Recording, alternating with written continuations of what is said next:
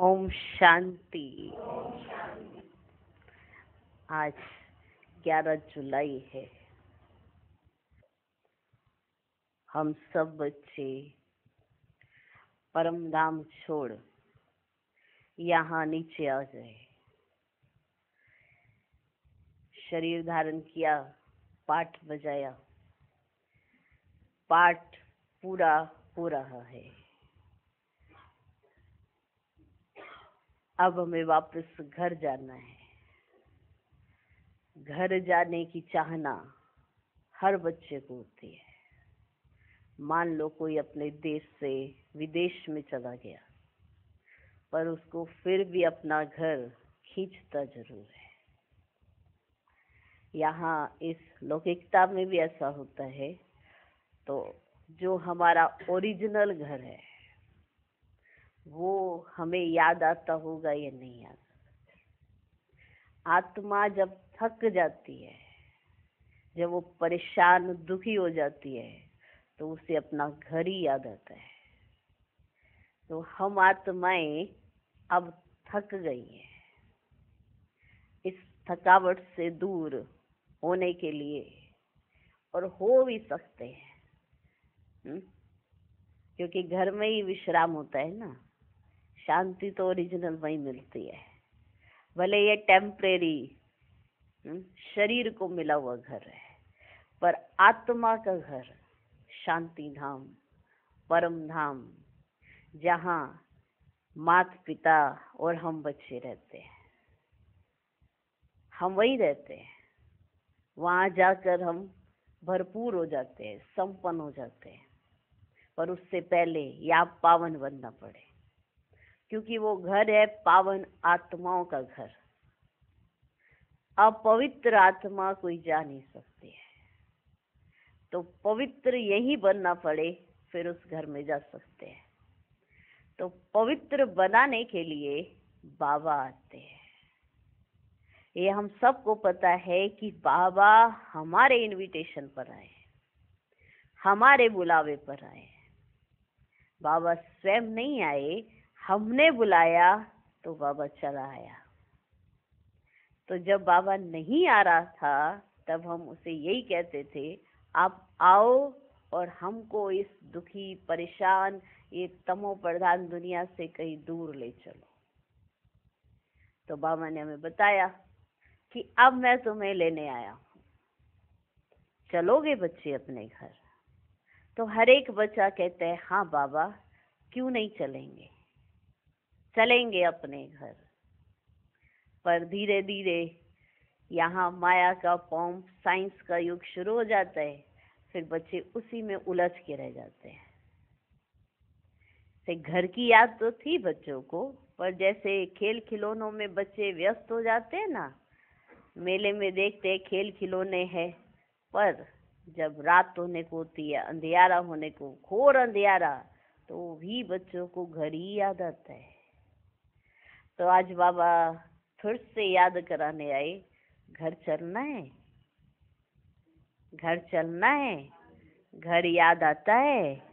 हाँ, तो हर एक आत्मा को घर याद आता है, पर याद आए ये अच्छी बात है, पर अभी एक और करना है, कुछ कार्य है, वो है पावन बनना है। बिना पावन बने घर जा नहीं सकते। जाएंगी आत्माएं जो बाद में होंगी, वो सजाएं खाकर जाएंगी। हम बाबा से पढ़ रहे हैं, अगर हमें भी सजा खानी पड़े तो फिर फायदा तो कुछ नहीं हुआ ना। बाबा तो कितनी मेहनत कर रहा है हम बच्चों पर, कारण हमने ही बुलाया, हमने ही कहा हमको घर लेकर चलो, और फिर आज हम कहीं और उलझ के रह जाते हैं। उलझते रहते, सगे संबंधी कहीं भी हमारी बुद्धि वहीं लटकी रहती है। एक तरफ कहते बाबा आपको याद कर रहे हैं, दूसरी तरफ ये भी जानते हैं कि यहाँ से बाहर गए नहीं, बुद्धि हट गई। इसलिए बाबा कहते यहाँ आते हैं तो याद रहता है कि बाबा आया हुआ है, बाबा पढ़ा रहा है, और घर जाते हैं तो स्त्री का या बच्चे का मुख देखा तो बाबा को भूल जाते हैं। और फिर कुछ बात होती है, फिर बाबा को याद करते हैं। इसलिए कहा जाता है ना, दुख में सभी याद करते हैं, सुख में कोई याद नहीं करता। पर अभी तो ओरिजिनल सुख ही नहीं है हमारे पास, तो हमारी याद कितनी जास्ती होनी चाहिए। पर हम बाबा को भूल जाते हैं, अपने घर को भूल जाते हैं। तो जहाँ जाना होता है उसकी याद जास्ती आएगी तो वहां पहुंचेंगे, आएगी याद तो ही पहुंचेंगे। इसे बाबा ने बताया हुआ है, जितना जितना नजदीक आते जाओगे वहां के दृश्य दिखाई देने लगेंगे।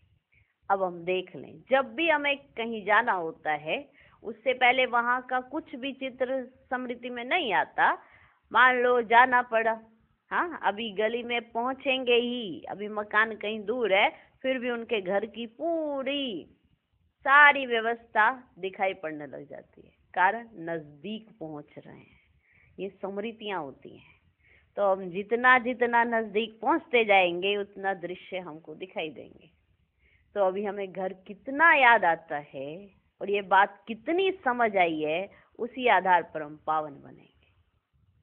बाबा आए, बाबा ने एक ही बात कही कि वो पावन दुनिया है और पावन राज्य में चलना है तो पावन बनना पड़ेगा, नहीं तो सजाएं खाकर पावन बनोगे, और सजाएं खाकर पावन बने तो लास्ट में आओगे।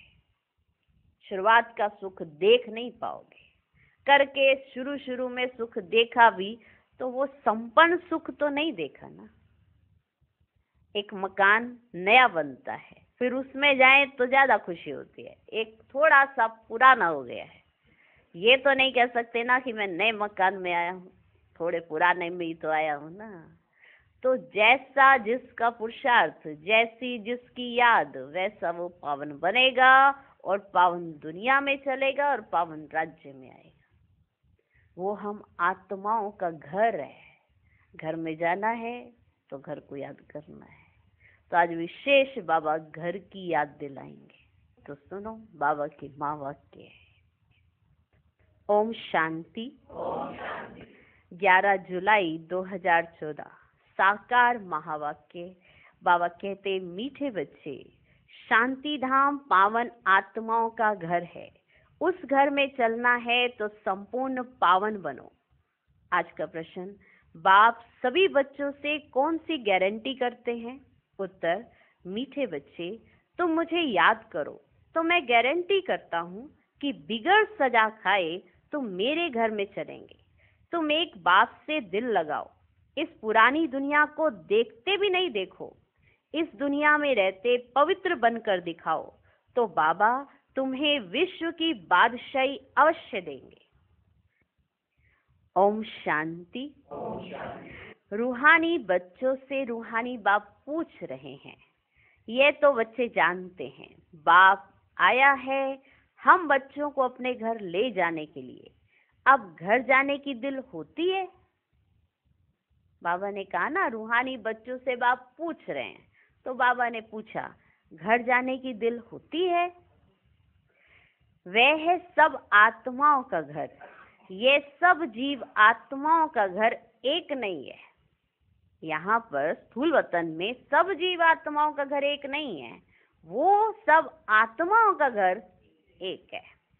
यह तो समझते हो बाप आया हुआ है, निमंत्रण पर बुलाया है बाप को। विशेष ये बात याद रहनी चाहिए, निमंत्रण पर बुलाया है बाप को। हमको घर अर्थात शांति धाम ले चलो। अब बाप कहते हैं, अपने दिल से पूछो, हे आत्माएं, तुम पतित कैसे चल सकेंगी? अपने दिल से पूछो। आप, बाबा नहीं आपको कह रहे कुछ, आप खुद ही पूछो, क्या आप पतित आत्माएं घर जा सकती हैं? हे आत्माएं, तुम पतित कैसे चल सकेंगी? पावन तो जरूर बनना है, अब घर चलना है और कोई बात नहीं कहते हैं। भक्ति मार्ग में तुमने इतना समय पुरुषार्थ किया है, किसके लिए? मुक्ति के लिए ना। तो अब बाप पूछते हैं, घर चलने का विचार है? अब बाप पूछते हैं आपसे, घर चलने का विचार है? बच्चे कहते, बाबा इसके लिए तो इतनी भक्ति की है। यह भी जानते हो जो भी जीवात्माएं हैं सबको ले जाना है, परंतु पवित्र बनकर घर जाना है, फिर पवित्र आत्माएं ही पहले पहले आती हैं। पवित्र बनकर घर जाना है और जो पवित्र आत्माएं हैं वो पहले पहले आती है। अब पवित्र आत्माएं तो घर में रह नहीं सकती। अभी जो भी करोड़ों आत्माएं हैं सबको घर जरूर जाना है। उस घर को शांति धाम व वानप्रस्थ कहा जाता है। हम आत्माओं को पावन बनकर पावन शांति धाम जाना है। बस कितनी सहज बात है। पावन बनना है और पावन घर जाना है, बस ये कितनी सहज बात है। वह है पावन शांति धाम आत्माओं का, वह है पावन सुखधाम जीवात्माओं का, यह है पतित दुखधाम जीवात्माओं का। समझे हम सब? वह है पावन शांति धाम आत्माओं का, वह है पावन सुखधाम जीवात्माओं का, यह है पतित दुखधाम जीवात्माओं का। इसमें मूंझने की तो कोई बात ही नहीं है, स्पष्ट सी बात है। इसमें मूंझने की तो कोई बात नहीं। शांति धाम जहाँ सब पवित्र आत्माएं निवास करती हैं, वह है आत्माओं की पवित्र दुनिया, वॉइसलेस इनकॉर्पोरियल वर्ल्ड। ये पुरानी दुनिया है सब जीवात्माओं की, सब पतित हैं। अब बाप आए हैं आत्माओं को पावन बनाकर पावन दुनिया शांति धाम में ले जाने। फिर जो राजयोग सीखते हैं वही पावन सुखधाम में आएंगे। ये तो बहुत सहज है। जो इस समय राजयोग सीखते हैं वही सुखधाम में आएंगे और बाकी सब भी पावन घर में जाएंगे, पर सजा खाकर पावन बनेंगे। ये तो बहुत सहज बात है। इसमें कोई भी बात का विचार नहीं करना है, बुद्धि से समझना है। हम आत्माओं का बाप आया हुआ है हमको पावन शांति धाम में ले जाने। वहां जाने का रास्ता जो हम भूल गए थे सो अब बाप ने बताया है। कल्प कल्प में ऐसे ही आकर कहता हूँ, हे बच्चे मुझ शिव बाबा को याद करो। सर्व का सदगति दाता एक सतगुरु है। वही आकर बच्चों को पैगाम अथवा श्रीमत देते हैं कि बच्चों अभी तुमको क्या करना है। ये पैगाम दिया जाता है कि मेरे बच्चों अब तुमको क्या करना है। आधा कल्प तुमने बहुत भक्ति की है, बहुत दुख उठाया है, खर्चा करते करते कंगाल बन गए हो। आत्मा भी सतो प्रधान से तमो प्रधान बन गई है। बस ये थोड़ी बात ही समझने की है, बस कि आत्मा की अवस्था इस समय कैसी हो गई है, अब आत्मा को कहाँ जाना है और कैसे जाना है। जाना कहाँ है ये तो समझ आ गया, पर जाना कैसे है ये बाबा हमको समझा रहे हैं कि अगर यहाँ पावन नहीं बने तो सजा खाकर पावन बनेंगे। तो बाप अपने बच्चों से कहते, मेरे मीठे बच्चों मुझे याद करो तो तुम पावन बनेंगे और पावन घर में चले जाएंगे। बस कितनी सिंपल बात है, कितनी सहज है समझने के लिए। अब घर चलना है व नहीं? उत्तर दो साथ साथ, अब घर चलना है व नहीं? हाँ बाबा जरूर चलना है। वह हमारा स्वीट साइलेंस होम है। ये भी समझते हो बरोबर अभी हम पतित हैं। ये समझ में आता है ये बात कि अभी हम पतित हैं, इसलिए हम जा नहीं सकते हैं। अब बाप कहते हैं मुझे याद करो तो तुम्हारे पाप कट जाएंगे। अगर मुझे याद करोगे तो पाप कटेंगे। मुझे याद करो बच्चे, तो तुम्हारे जो पाप कर्म हुए हैं वो कट जाएंगे। कल्प कल्प यही पैगाम देता हूँ, अपने को आत्मा समझो, यह देह तो खलास होनी ही है, बाकी आत्माओं को वापस जाना है। उनको कहते हैं निराकारी दुनिया। सब निराकारी आत्माएं वहां रहती हैं। वह घर है आत्माओं का। निराकार बाप भी वहां रहते हैं। बाप आते हैं सबसे पिछाड़ी में, क्योंकि फिर सबको वापस ले जाना है। एक भी पतित आत्मा रहती नहीं है।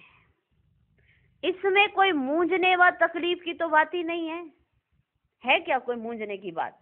कितनी सिंपल बात है। सबको घर जाना है तो पावन बनना पड़ेगा, क्योंकि वो पावन आत्माओं की दुनिया है। अपवित्र आत्मा वहां जा ना सके। इसमें मूंझने या कोई तकलीफ की तो कोई बात ही नहीं है। गाते भी हैं, हे पतित पावन आकर हमको पावन बनाए, साथ ले चलो। सबका बाप है ना। फिर जब हम नई दुनिया में पाठ बजाने आते हैं तो बहुत थोड़े रहते हैं। बाकी इतनी करोड़ों आत्माएं कहाँ जाकर रहती हैं? कहाँ जाकर रहती हैं? यह भी जानते हो कि सतयुग में थोड़ी जीवात्माएं थी, छोटा सा झाड़ था, फिर वृद्धि को पाया है। झाड़ में अनेक धर्मों की वैरायटी है, उसको ही कल्प वृक्ष कहा जाता है। कुछ भी अगर नहीं समझते हो तो पूछ सकते हो, अगर कुछ समझ ना आए तो पूछ सकते हो ना। कहीं कहते हैं बाबा हम कल्प की आयु 5000 वर्ष कैसे माने? अरे बाप तो सत्य ही सुनाते हैं, चक्र का हिसाब भी बताया है। अब ये मानना तो तुमको ही पड़ेगा ना बच्चों। बाबा तो सत्य ही सुनाते हैं। गॉड इज ट्रुथ, और वो गॉड है शिव बाबा। और शिव बाबा जो बता रहे हैं वो सत्य ही बताते हैं। तो चक्र का सारा हिसाब बाबा ने हमको समझा दिया है, तो ये समझना पड़े। बाबा को क्या, हाँ ये तो बाबा हम बच्चों के लिए कर रहे हैं ना। हमको घर जाना है ना, जाना है कि नहीं जाना है? हाँ, तो आज बाबा पूछ रहे हैं बार बार, घर चलना है या नहीं चलना है? हाँ चलना है। घर छोड़कर आ गए यहाँ पे, यहाँ रहने लग गए और यहीं दिल लगा लिया। अपना घर याद है? याद आती है घर की? जाना है। इस कल्प के संगम पर ही बाप आकर दैवी राजधानी स्थापन करते हैं, जो अभी नहीं है। सतयुग में फिर एक दैवी राजधानी होगी। इस समय तुमको रचता और रचना का ज्ञान सुनाते हैं।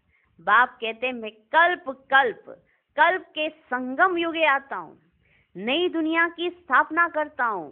पुरानी दुनिया खत्म हो जानी है। ड्रामा प्लान अनुसार नई से पुरानी, पुरानी से नई बनती है।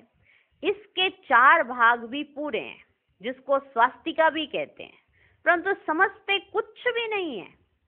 स्वास्तिका बनाते हैं, आज दिन तक सब स्वास्तिका बनाते हैं, पर समझते कुछ भी नहीं है। भक्ति मार्ग में तो जैसे गुड़ियों का खेल खेलते रहते हैं। अथाह चित्र हैं, दीप माला पर खास दुकान निकालते हैं, अनेकानेक चित्र हैं। अभी तुम समझ गए हो, एक है शिव बाबा और हम बच्चे, बस। एक है शिव बाबा और हम बच्चे। फिर यहाँ आओ, है ना, इस दुनिया में आओ तो लक्ष्मी नारायण का राज्य, फिर राम सीता का राज्य, फिर बाद में और धर्म आते हैं, जिससे तुम बच्चों का कनेक्शन ही नहीं है। वे अपने अपने समय पर आते हैं, फिर सबको वापस जाना है। तुम बच्चों को भी अब घर जाना है। ये सारी दुनिया विनाश होनी है। अब इसमें क्या रहना है? क्या रहना इसमें? रहना चाहते हो यहाँ? घर जाना है या नहीं जाना है? अब इसमें क्या रहना है? इस दुनिया से दिल ही नहीं लगती। दिल लगानी है एक माशूक से। वे कहते हैं मुझे एक के साथ दिल लगाओ तो तुम पावन बनेंगे। अब बहुत गई थोड़ी रही, टाइम जाता रहता है, ये टाइम जा रहा है। योग में नहीं रहे होंगे तो फिर अंत में वे बहुत पश्चाताप करेंगे, सजा खाएंगे, पद भी भ्रष्ट हो जाएगा। अगर योग में नहीं रहेंगे ना तो अंत में बहुत पश्चाताप करना पड़ेगा, सजा भी खाएंगे और पद भी भ्रष्ट हो जाएगा। ये भी तुमको अभी मालूम पड़ा है कि अपना घर छोड़े हमको कितना समय हुआ है। हमको तो हर समय याद रहना चाहिए। कोई अपना घर छोड़ते है तो उसको याद रहता है ना, मेरे को इतना समय हुआ अपना घर छोड़े, मेरे को इतना समय हुआ। हमको भी तो याद रहना चाहिए कि हमको रियल का अपना घर छोड़े कितना समय हो गया। घर जाने के लिए ही तो माथा मारते हैं ना। बाप भी घर में ही मिलेगा, सत्युग में तो नहीं मिलेगा। मुक्ति धाम में जाने के लिए मनुष्य कितनी मेहनत करते हैं, उसको कहा जाता है भक्ति मार्ग। अभी भक्ति मार्ग खलास होना है ड्रामा अनुसार। अभी मैं तुमको घर ले जाने के लिए आया हूं, जरूर ले जाऊंगा। जितना जो पावन बनेंगे उतना ऊंच पद पाएंगे। इसमें मूंझने की तो कोई बात ही नहीं है। है क्या कोई मूंझने की बात? मूंझने की कोई बात ही नहीं है। बाप कहते हैं बच्चे तुम मुझे याद करो, मैं गारंटी करता हूं तुम बिगड़ सजा खाए घर चले जाएंगे। तुम मुझे याद करो तो मैं तुमको गारंटी करता हूं तुम बिगड़ सजा खाए घर चले जाएंगे। याद से तुम्हारे विक्रम विनाश होंगे। अगर याद नहीं करेंगे तो सजाएं खानी पड़ेंगी, पद भी भ्रष्ट हो जाएगा। हर 5000 वर्ष बाद मैं यही आकर समझाता हूं। मैं अनेक बार आया हूं तुमको वापस ले जाने। तुम बच्चे ही हार जीत का पाठ बजाते हो, फिर मैं आता हूं ले जाने के लिए। यह है पतित दुनिया, इसीलिए गाते भी है ना, पतित पावन आओ, हम विकारी पतित हैं, आकर निर्विकारी पावन बनाओ। यह है विकारी दुनिया। अभी तुम बच्चों को संपूर्ण निर्विकारी बनना है। जो पीछे आते हैं वे सजा खा कर जाते हैं, इसलिए फिर आते भी ऐसी दुनिया में है जहां 2 कला कम हो जाती है। उनको संपूर्ण पवित्र नहीं कहेंगे, इसलिए पुरुषार्थ भी पूरा करना चाहिए। ऐसा नहीं जितना होगा पुरुषार्थ कर लेंगे, जितना हो सकता है उतना तो करते ही हैं। जिनकी ऐसी सोच रहती है वो लास्ट में ही आने वाले हैं। हाँ, अभी हमें संपूर्ण पवित्र बनना है, और अगर संपूर्ण पवित्र नहीं बनेंगे तो पुरुषार्थ नहीं किया, पवित्र नहीं बने तो लास्ट में आएंगे। ऐसा ना हो कि कम पद हो जाए। भल रावण राज्य नहीं है परंतु पद तो नंबरवार है ना। कई बच्चे सोच रहे हैं कोई बात नहीं, स्वर्ग में कोई भी मेरा पद चलेगा। भले वहां रावण राज्य नहीं है लेकिन पोस्ट तो कम ही है ना। हाँ, देखो आपके भी स्कूल में एक साथ जिन्होंने स्टडी की हो या कॉलेज में जिन्होंने एक साथ स्टडी की हो, एक ही जैसी पढ़ाई की हो, पढ़ाई एक ही जैसी, लेकिन कोई इतनी हाईएस्ट पोस्ट पे चला गया और आप अभी स्ट्रगल ही करे जा रहे हो। कारण पुरुषार्थ वैसा नहीं था, मेहनत वैसी नहीं थी। किसी ने मेहनत की तो उच्च पद पा लिया, अब जिन्होंने मेहनत नहीं की तो वो वहीं के वहीं रह गए। फिर वो सोचते हैं ना जो होगा देखा जाएगा। इसीलिए स्कूल में बच्चे भी जाते हैं ना तो पढ़ते हैं, ये नहीं सोचते कि हमको उच्च पद पाने के लिए पढ़ना है। पढ़ लेंगे, पास ही तो होना है। तो उनके दिमाग में यही बात है कि पास होना है, तो वो पद कैसे पाएंगे फिर? तो जो हम पढ़ाई कर रहे हैं, अगर हम ये लक्ष्य रखेंगे कि हमें उच्च पद पाना है, तभी तो उच्च पद पाएंगे। अगर ये सोचेंगे चलो सतयुग में तो आ ही जाएंगे, त्रेता में चलो सतयुग नहीं सही तो त्रेता में आ जाएंगे, स्वर्ग तो एक बार देख ही लेंगे ना। अगर ऐसे वाले होंगे तो क्या पद पाएंगे? हाँ, हर एक अपनी बुद्धि तो सबके पास है ना, समझ सकते हैं क्या करना चाहिए क्या नहीं करना चाहिए। भले वहां रावण राज्य नहीं है परंतु पद तो नंबरवार है ना। आत्मा में खाद पड़ती है तो फिर उसको शरीर भी ऐसा ही मिलेगा। खाद होगी आत्मा के अंदर तो शरीर भी ऐसे ही मिलेगा। आत्मा गोल्डन एज से सिल्वर एज बन जाती है। चांदी की खाद आत्मा में पड़ती है, फिर दिन प्रतिदिन जास्ती छीछी खाद पड़ जाती है मुलम्मे की। देखा, मान लो गोल्डन एज में नहीं आए, सिल्वर एज में आए और लास्ट में आए, फिर धीरे धीरे धीरे खाद पड़ते पड़ते, हाँ, मुलम्मे की खाद माना एकदम एकदम नीचे हो जाते, छीछी हो जाते। बाप बहुत अच्छी रीति समझाते हैं। देखा कैसे बाबा एक एक पॉइंट क्लियर करते जाते, बच्चे तुम्हें क्या करना चाहिए और कैसे करना चाहिए। बाबा की मुरली अगर जो रोज पढ़ता और सुनता होगा, उसको हर बात एक्यूरेट समझ आ जाती है कि हमें क्या करना चाहिए क्या नहीं करना चाहिए, क्योंकि बाप बहुत अच्छी रीति समझाते हैं। कोई नहीं समझते तो हाथ उठाओ, मानो कोई बात नहीं समझ आती है तो हाथ उठाओ। जिसने 84 जन्मों का चक्र लगाया है उनको ही समझाएंगे, बाबा भी तो उनको ही समझाएंगे ना। बाप कहते इनके 84 जन्मों के अंत में मैं आकर प्रवेश करता हूँ, इनको ही फिर पहले नंबर में आना है। जो पहले था वह लास्ट में है, उनको ही पहले नंबर में जाना है। जो बहुत जन्मों के अंत में पतित बन गया है, मैं पतित पावन उनके ही शरीर में आता हूँ, उनको पावन बनाता हूँ।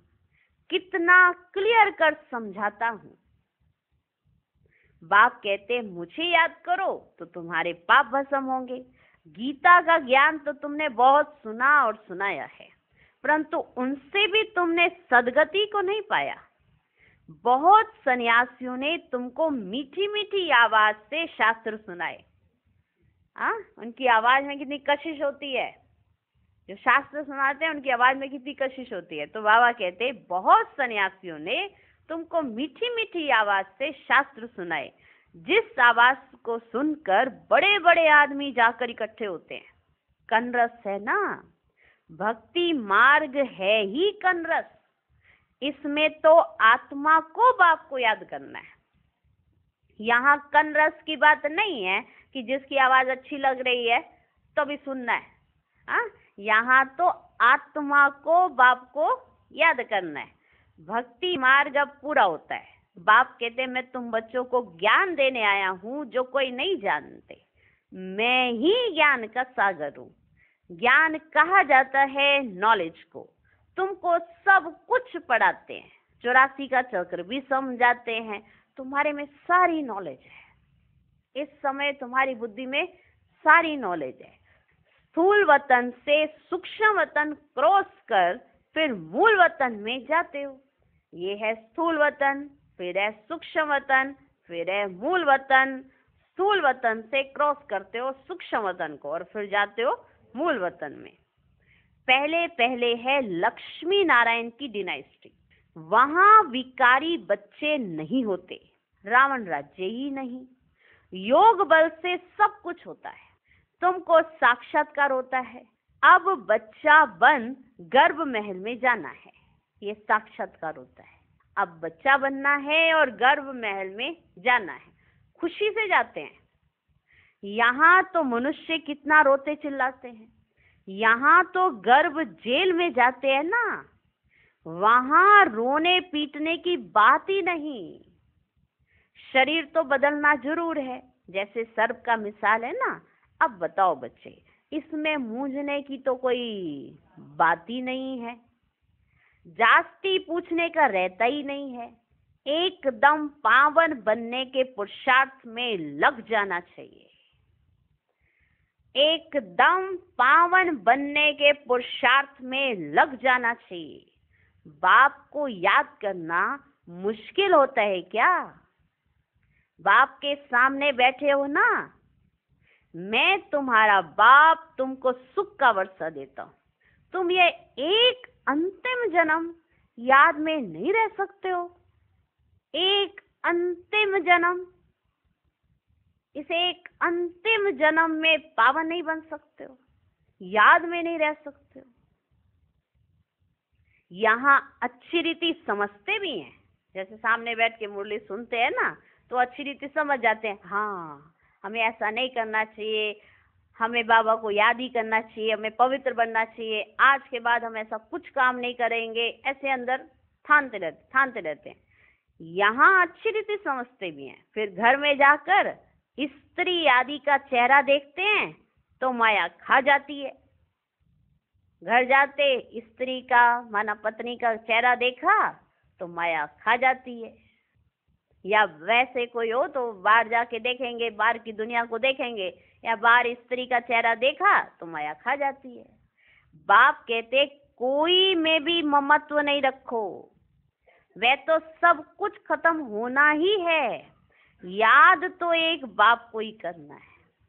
चलते फिरते बाप और अपनी राजधानी को याद करो।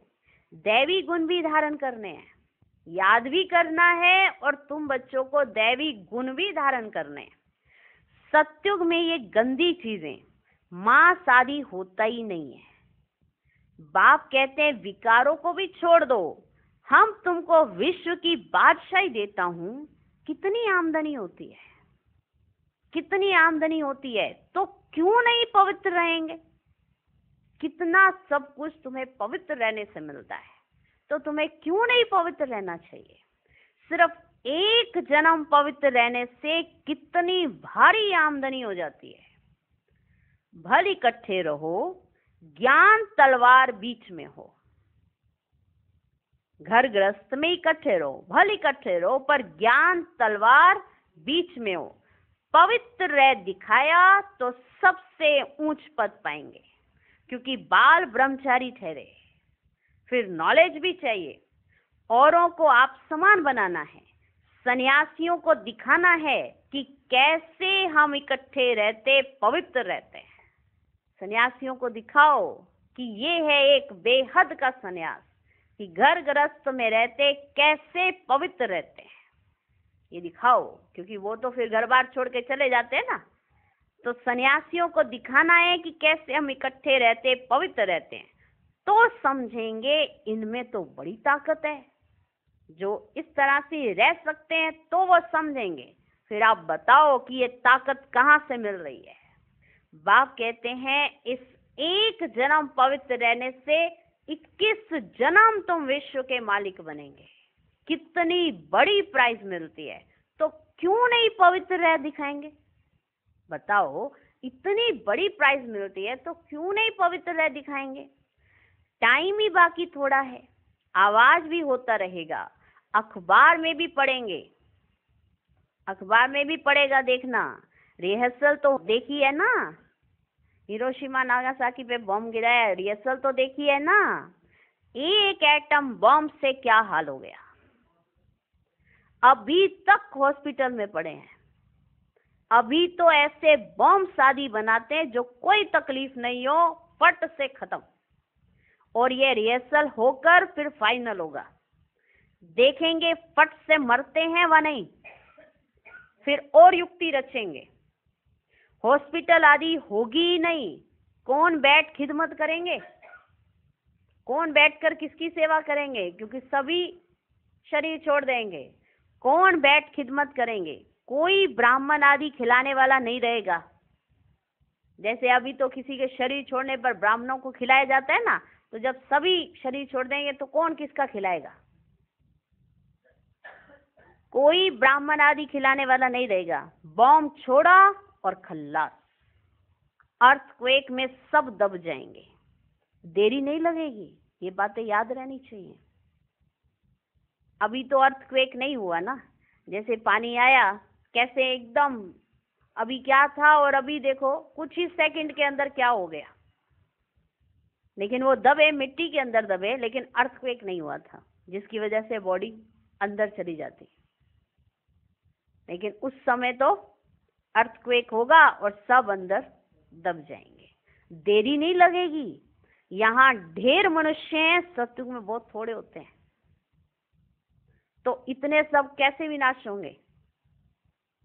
यही सब कुछ तो होगा ना, आगे चल देखना है। वहां तो शुरू में 9 लाख हैं।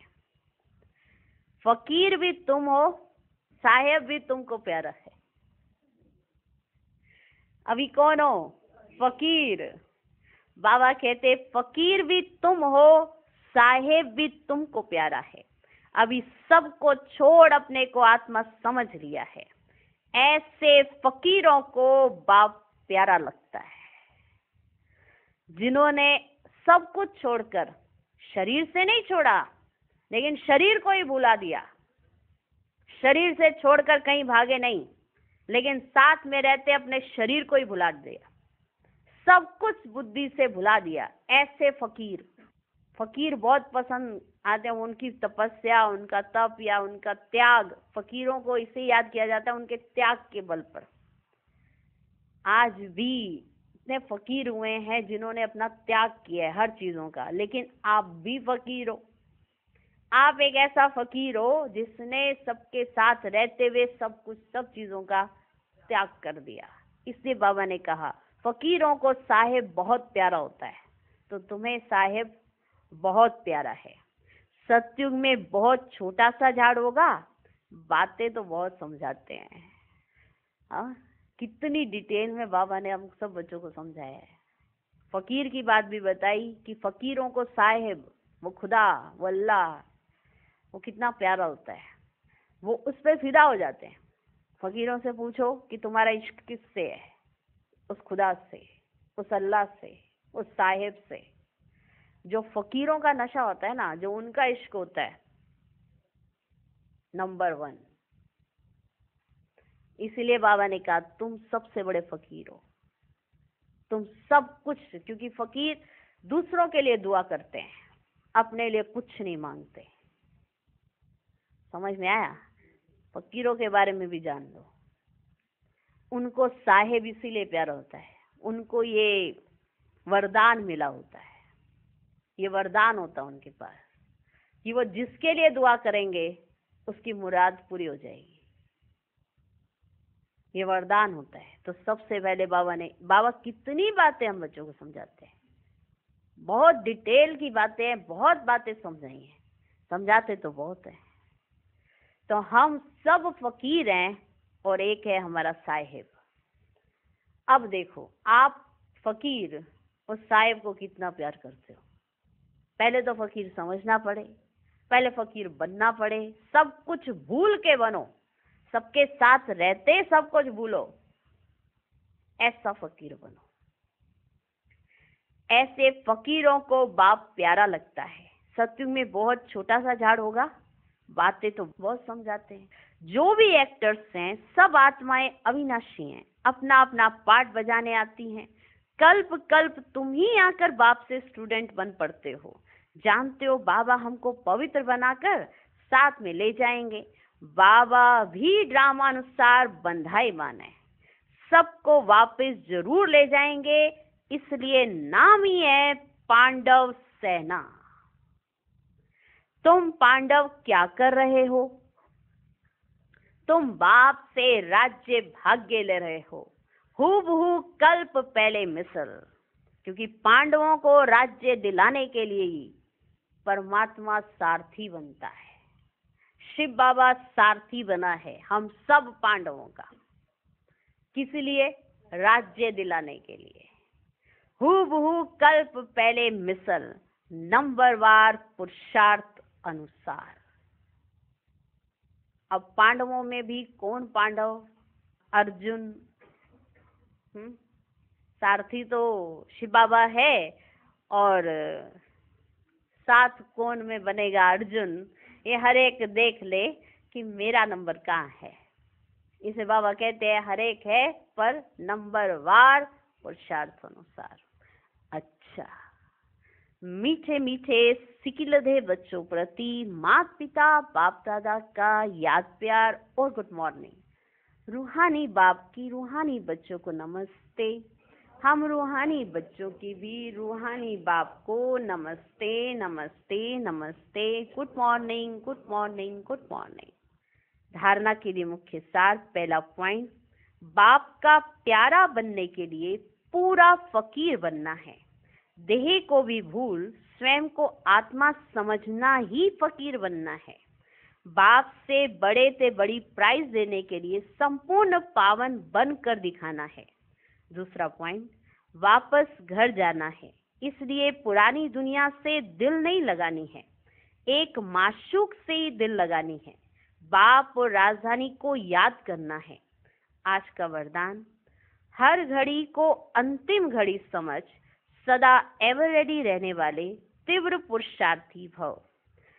अपनी अंतिम घड़ी का कोई भरोसा नहीं है, इसलिए हर घड़ी को अंतिम घड़ी समझते हुए एवर रेडी रहो। एवर रेडी अर्थात तीव्र पुरुषार्थी।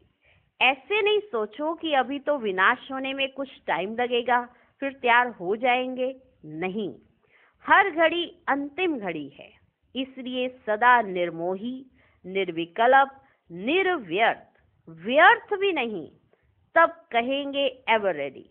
कोई भी कार्य रहे हुए हों, लेकिन अपनी स्थिति सदा उपराम हो। जो होगा वो अच्छा होगा। आज का स्लोगन, अपने हाथ में लो उठाना भी क्रोध का अंश है। ओम शांति।